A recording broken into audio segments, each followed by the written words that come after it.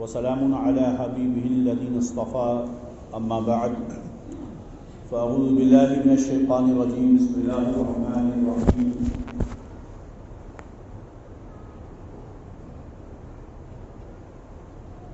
لا تحسبن الله غافلا عما يعمل الظالمون صدق الله مولانا العظيم وصدق رسوله النبي الأمين الكريم ونحن على ذلك من الشاهدين والشاكرين والحمد لله رب العالمين.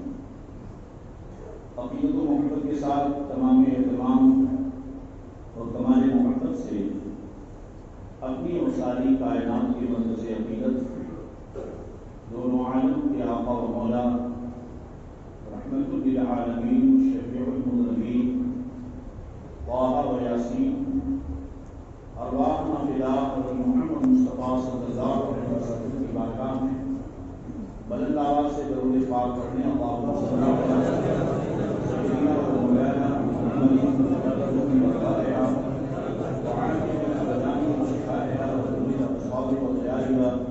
وعلى آلہ وصحبہ وبارک وسلم صلاۃ و سلام علیک یا رسول اللہ صلی اللہ تعالی علیہ وسلم.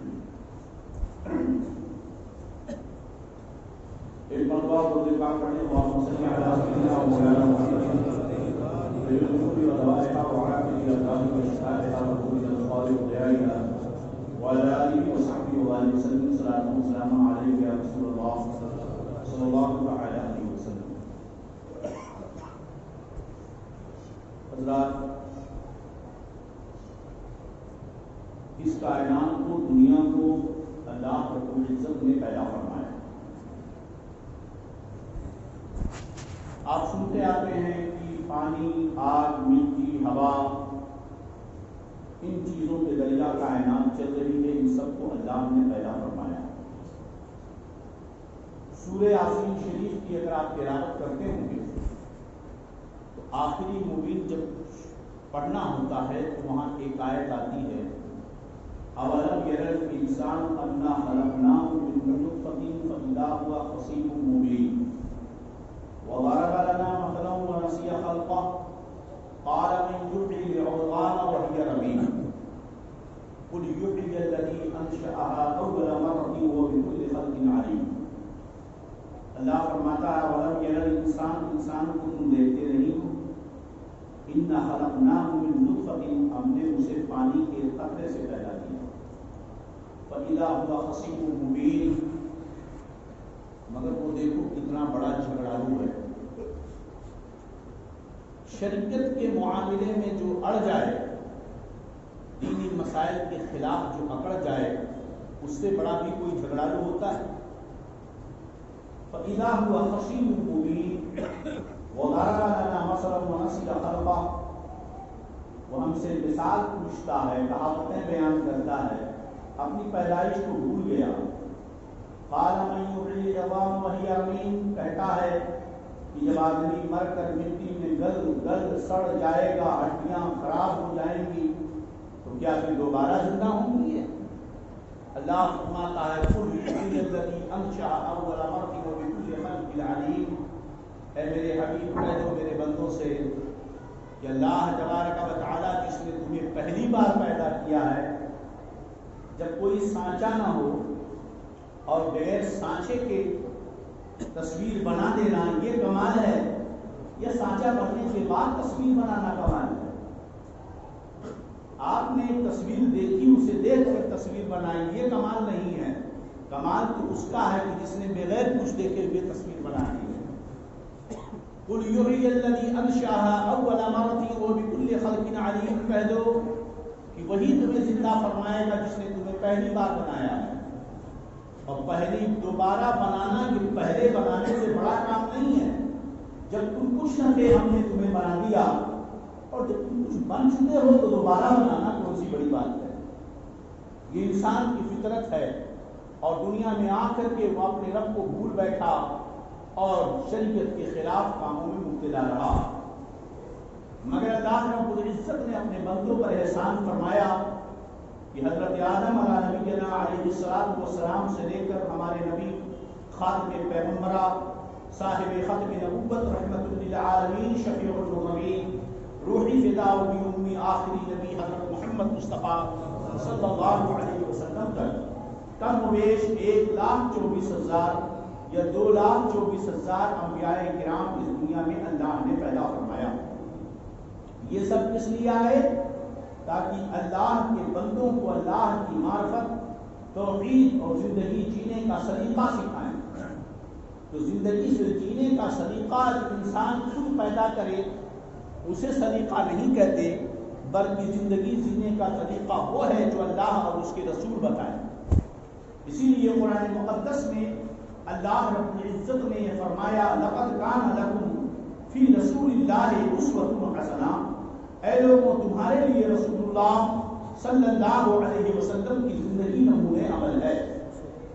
زندگی میں کھانا بھی ہے، پینا بھی ہے، سونا بھی ہے، بیوی کے ساتھ زندگی گزارنا، بچوں کی پرورش، والدین کے حقوق، مارکیٹنگ کرنا، زمین و جائیداد کا بیچنا خریدنا، روزی کمانا، سونا اٹھنا بیٹھنا، کھانا پینا، طہارت حاصل کرنا، غسل کرنا، لوگوں سے بات کرنا، دوستی کرنا، دشمنی کرنا، یہ سب زندگی کا ایک حصہ. اور قرآن فرماتا ہے لقد کان لکم فی رسول اللہ اسوۃ حسنہ، تمہارے لیے رسول اللہ صلی اللہ علیہ وسلم کی زندگی نمونہ عمل ہے. گویا کہ کھانے پینے سے لے کر اٹھنے بیٹھنے تک ہر لمحہ رسول اللہ کے اسوے پر عمل کرنا یہ ہمارا فریضہ ہے، یہ ہماری ذمہ داری ہے. ہمیں اسی نقش قدم پر چلنا ہوگا جو رسول اللہ صلی اللہ علیہ وسلم کی سنت ہے، اس کے خلاف ہمیں چلنے کی اجازت نہیں ہے. میرے نبی صلی اللہ علیہ وسلم نے ارشاد فرمایا علیکم بسنتی وسنت خلفاء الراشدین المہدیین من بعدی، اے لوگوں تمہارے اوپر لازم ہے کہ میری سنت کی پیروی کرو.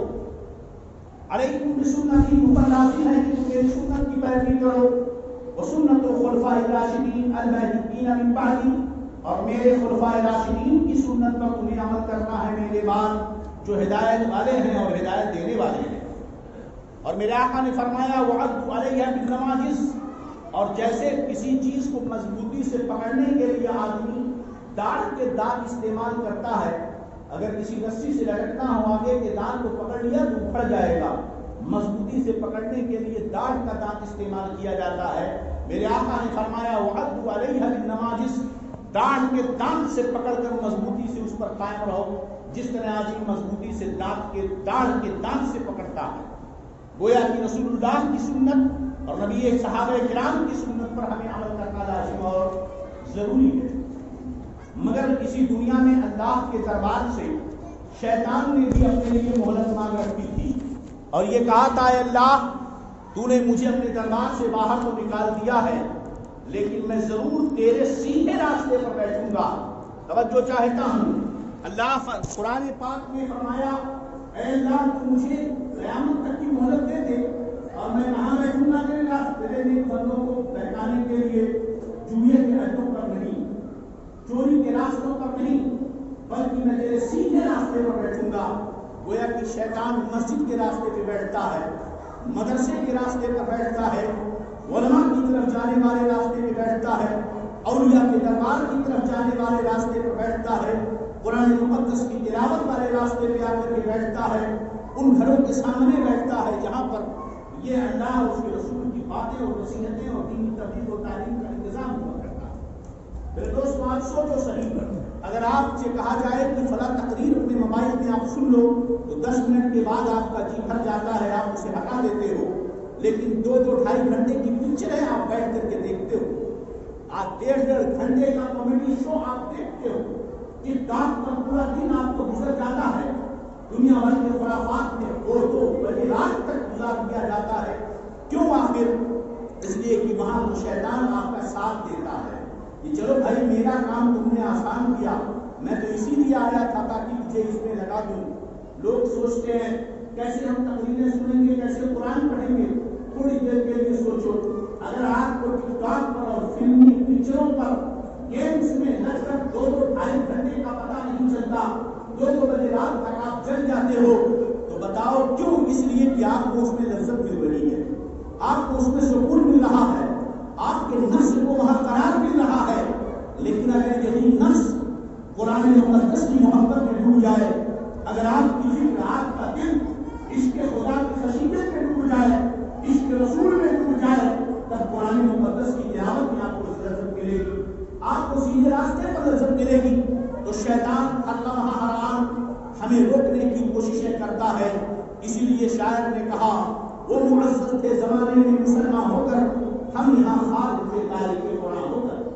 آج جہالت کا ایک عظیم بڑا دورہ ہے، بالخصوص ہمارے درمیان.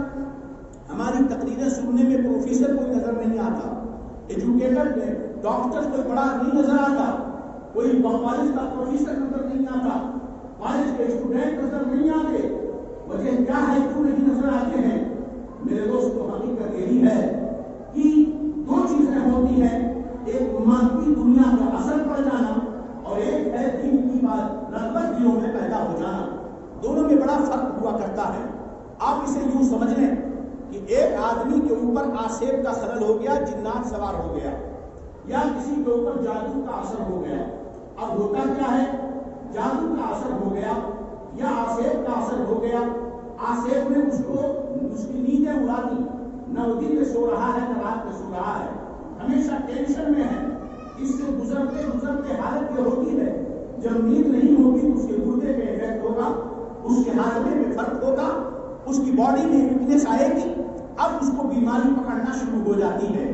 اور ایک دن آسیب تو چھوٹ جاتا ہے مگر بیماری لگ گئی وہ چھوٹتی نہیں ہے اور وہ آدمی وہی ہو جاتا ہے.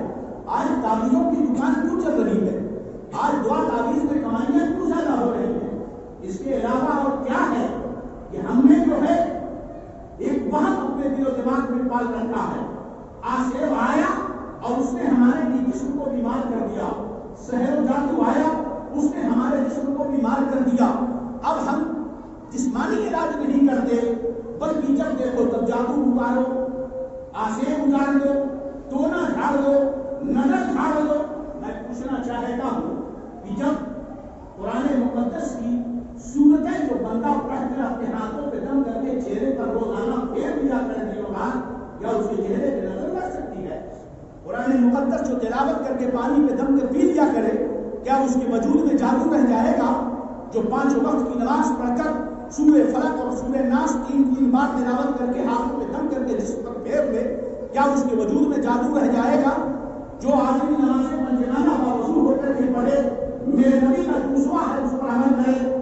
آقا صلی اللہ علیہ وسلم نے فرمایا کہ سنت طریقہ یہی ہے کہ جب تم سو تو وضو کر کے سو اور قرآن کی آیتیں تلاوت کر کے سو، سورہ یاسین شریف سورہ واقعہ پڑھ کر کے سو. اگر آدمی باوضو ہو کر کے سو رہا ہے، قرآن کی تلاوت کرتے ہوئے وہ سو رہا ہے، تو بتاؤ کیا اس کے اوپر آسیب کا اثر رہ جائے گا؟ یا تو آپ یہ کہو کہ قرآن کی آیتوں میں معاذ اللہ شفا نہیں ہے. قرآن کہہ رہا ہے وَنُنَزِّلُ مِنَ الْقُرْآنِ مَا هُوَ شِفَاءٌ وَرَحْمَةٌ لِلْمُؤْمِنِينَ وَلَا يَزِيدُ الظَّالِمِينَ إِلَّا خَسَارًا. ہم جو قرآن اتار رہے ہیں اس میں تو مومنوں کے لیے شفا ہے. تو قرآن کا تو اعلان ہے کہ اس میں مومنوں کے لیے شفا ہے، مگر ہم جو جادو کے اثر سے دو چار ہوئے، آسے کو خلل کے لیے پریشان ہوئے، یہ ہماری بدعملیوں کی وجہ سے ہو رہا ہے. رات میں ناپاک سو رہا ہے، گندی پکچریں دیکھ کر کے سو رہا ہے، بے وضو ہو کر کے سو رہا ہے، گانا بجانا کر کے سو رہا ہے، گیم کھیل کے سو رہا ہے. میں پوچھنا چاہتا ہوں تو سفر کا مہینہ برباد کر رہا ہے آپ کو. منگل کے دن قمر پر اقرب آ گیا آپ کے پاس، بھلا دن نحور منحوس ہو گیا آپ کے لیے. سارے دن خدا کے بنائے ہوئے ہیں، سارے مہینے خدا کے بنائے ہوئے ہیں، سارے وقت اور سال نماز خدا کے بنائے ہوئے ہیں. فضیلتیں ایک کے اوپر ایک کو تو ہو سکتی ہیں مگر کوئی دن اور لمحہ بڑی منحوس نہیں ہوا کرتی ہے، لیکن سفر کا مہینہ منحوس ہو گیا، محرم کا مہینہ منحوس ہو گیا، نہ جانے کون کون سا مہینہ منحوس ہو گیا۔ کبھی دیوار میں جھانکا تم نے کہ گانا گاتا ہے تو دل منحوس تو نہیں ہوا ہے، نہ گیم کھیلتا ہے کہ تیرا وجود تو منحوس نہیں ہو گیا ہے، تو گندی پچڑا دیکھتا ہے تیری نظریں تو منحوس نہیں ہو گئی، گھر میں بے حیائیاں ہیں کہیں اس کی وجہ سے تو منحوست نہیں آئی ہے، حرام کما کر گھر میں آتا ہے کہیں اس کی وجہ سے منحوست تو نہیں آئی ہے، بے نمازی بن کر گھر میں داخل ہوتا ہے کہیں تیرے داخل ہونے سے تو گھر میں منحوست نہیں آ گئی ہے۔ مہینوں کی نحوست پر الزام مت لگاؤ، اپنے وجود پر دیکھو۔ یاد رکھو مسلمانوں، موت کا وقت کب آئے گا کسی کو نہیں معلوم ہے، اور یاد رکھو ہزاروں نیکیاں کر لو، اگر مرتے وقت کفر پر مرے تو نیکیاں کام نہ آئیں گی، اور اگر ایمان پر مرے تو گناہ بخش دیے جائیں گے۔ دونوں کو سمجھا سوال نہ ہوگا۔ میرے آقا صلی اللہ علیہ وسلم ارشاد فرماتے ہیں بخاری شریف ابو ہریرہ کی حدیث رضی اللہ تعالی عنہ، لا عدوى ولا سفر، یہ کوئی بیماری اور سفر کچھ نہیں کہ بیماری یہاں سے وہاں اس کو لگ جائے، اس کو لگ جائے، ایسا لگتا ہے اس کو پیر میں ٹوٹ کے لگتی ہے۔ سفر کا کوئی مہینہ منحوس نہیں، محرم کا کوئی وقت منحوس نہیں ہے۔ یاد رکھو ہر کام اس وقت کیا جائے گا، یہ ہمارا طریقہ نہیں ہے، یہ تو مشرکین کے ہاں وہاں یہ وہ ہوتا ہے۔ ہاں عملیات کے بعد میں تعویذات لکھتے وقت کچھ اوقات کو ساعت و نحس سے تعبیر کیا جاتا ہے، لیکن اس سے شریعت پر اس کا کوئی اثر نہیں ہے۔ مجدد اسلام سیدنا امام احمد رضا خان علیہ رحمت و رضوان فتاوی رضویہ شریف فرماتے ہیں یہ سب خرافات اور بکواس ہے، اور اگر اس کا عقیدہ رکھتے ہیں تو ایمان سے خارج ہو جائے۔ آپ سمجھتے ہیں ہم نے اعلیٰ حضرت کو نہیں پہچانایا، بس ہم نعرے لگاتے رہے، ہم نے کبھی پڑھنا سیکھنا نہیں سمجھا، ہم بس نعرے لگاتے رہے۔ یاد رکھو میرے دوستوں، آپ دیکھو ہمیشہ شیطان سیدھے راستے پر آ کر بہکاتا ہے، اچھے کام کرواتا ہے۔ آپ نعرہ اعلیٰ حضرت کا لگاتے رہے، سفر کے مہینے کو منحوس سمجھتے رہے، اعلیٰ حضرت کا نعرہ لگاتے رہے، محرم میں شادی کو حرام بتاتے رہے، یہ سب چیزیں مسلک اعلیٰ حضرت نہیں ہے۔ آپ کو میں بتاؤں کتنے اچھے اچھے کام کرنے والے، یہ حدیث سن لیں، میرے آقا صلی اللہ علیہ وسلم ارشاد فرماتے ہیں انما الاعتبار بالخواتیم، اعتبار خاتمے کا ہوتا ہے۔ ایک آدمی پوری زندگی جنتیوں جیسا کام کرتا ہے، مگر اس کی تقدیر میں جہنم لکھا ہوتا ہے، مرنے سے پہلے وہ جہنمیوں جیسا کام کرنے لگتا ہے اور مر کر جہنم میں چلا جاتا ہے۔ ایک آدمی جہنمیوں جیسے کام کرتا ہے، مگر اس کی قسمت میں تقدیر میں جنت لکھی ہوتی ہے، ایمان پر خاتمہ لکھا ہوتا ہے، تو موت سے پہلے وہ توبہ کر کے نیک بن جاتا ہے اور وہ ایمان پر مرتا ہے۔ اعتبار انما الاعتبار بالخواتیم، اعتبار خاتمے کا ہوا کرتا ہے۔ اب آپ سمجھ گئے؟ اب یوں سمجھو، میں نے کہا آسیب و سحر کی جو مثال دی اس کو سمجھو، یا آسیب و سحر کی جو میں نے مثال دی اس کو سمجھو، اور صحابہ کی اسوہ کو سمجھو۔ صحابہ کرام رضوان اللہ تعالی علیہم اجمعین کا نظریہ کیا تھا؟ نظریہ کیا تھا؟ میرے جسم کو تم تینوں سے چھلنی کر دو، مگر مصطفیٰ کا پیار میں نہیں چھوڑ سکتا۔ مجھے بھوکے مار دو، میں بھوکے مر جاؤں گا، مگر آقا کی محبت نہ چھوڑوں گا۔ بلال کو دیکھ لو، بلال کو دیکھ لو، اس کے مالک نے کہا بلال محمد کا نام لینا بند کر دے، اللہ کا نام لینا بند کر دے، میں تجھے بہت آزاد کر دوں گا، تجھے بڑی خوشیاں دوں گا، مگر گرم ریت پر سونا آپ نے برداشت تو کیا، مگر رسول اللہ کی محبت چھوڑنے کے لیے تیار نہ ہوئے۔ سینے پہ پتھر کو برداشت کیا، مگر سرکار کی محبت چھوڑنے کے لیے تیار نہ ہوئے۔ زبان پر گرم لوہے کی سلاخ کا ٹوکی دی گئی، مگر آقا سے پیار کر کے نہ کیا۔ ابو بکر کو مارا گیا، پیٹا گیا، بے ہوش ہو گئے۔ وقت میری تقریر کے لیے کم ہی پڑ جاتا ہے، کیونکہ ہم اس نحس سے سمجھانا چاہتے ہیں۔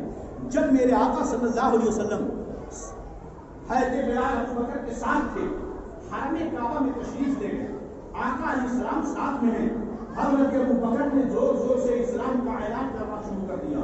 مکہ میں سارے کافر جمع تھے، تعداد بڑی کم تھی مسلمانوں کی، کافر زیادہ تھے۔ آج ہم روتے ہیں جناب، آج ہم جانے کیسے کیسے بہانے مارتے ہیں۔ میاں اس وقت کو مصطفیٰ کے نام پر قربان ہونے کی دیوانگی تھی۔ حضرت ابو بکر نے اسلام کا اعلان کر دیا، آقا نے کہا رہنے تو کہا یا رسول اللہ حق ہے میں اعلان کروں گا، زور سے حضرت ابو بکر نے اعلان کیا، کافر ٹوٹ پڑے، اتنا مارا کہ حضرت ابو بکر بے ہوش ہو گئے، سر پھٹ گیا۔ آپ کے خاندان کے لوگ، تمیم کے قبیلہ تمیم خاندان کے لوگ پہنچے، سب کو ہٹایا اٹھایا، دیکھا کہ ابو بکر بے ہوش، سر پھٹا ہوا ہے۔ ان لوگوں نے فوراً تلواریں نکال دی، کہا خبردار اگر ابو بکر کو ہوا کچھ تو ابو جہل اور سارے لوگ کان کھول کر سن لو، ہم اس کے بدلے میں تمہارے جوانوں کے سر کاٹیں گے۔ حضرت ابو بکر کو اٹھا کر گھر لایا گیا۔ آپ بسترے پر سوئے ہوئے ہیں، صبح سے شام تک یوں ہی بے ہوش ہیں، نہ کچھ کھایا ہے نہ کچھ پیا ہے۔ سرکار کو کسی طریقے سے حضرت ارقم کے گھر پہنچا دیا گیا۔ میرے آقا حضرت ارقم کے گھر کے ہیں، ابو بکر اپنے گھر میں سوئے ہوئے ہیں، بے ہوش ہیں۔ اس کے بعد جب ہوش آیا، آنکھیں کھلی، مار ہو رہی ہے، خاندان کے لوگ کھڑے ہیں تلواریں لے کر کہ ابو بکر اگر مر گئے تو ہم تلواریں چلائیں گے، مگر آنکھیں کھلی، ابو بکر ہوش میں آئے۔ ارشاد فرمایا، یہ بتاؤ میرے آقا مدینے کے تاجدار صلی اللہ علیہ وسلم کیسے ہیں؟ آپ کے خاندان کے لوگوں نے گالیاں دینی شروع کر دی، دیکھو اس پاگل کو ابھی انہی کی وجہ سے مار کھایا ہے، اور ہوش آتے ہی نہ ماں کو پوچھ رہا ہے نہ باپ کو، سب سے پہلے انہی کو پوچھ رہا ہے۔ تو کچھ لوگ غصے میں وہاں پر چلے گئے، اور کچھ لوگوں نے کہا ٹھیک تو ہو گئے ہیں، اب چلو اپنے اپنے گھر چلے جاتے ہیں۔ سب لوگ اپنے اپنے گھر کو چلے گئے۔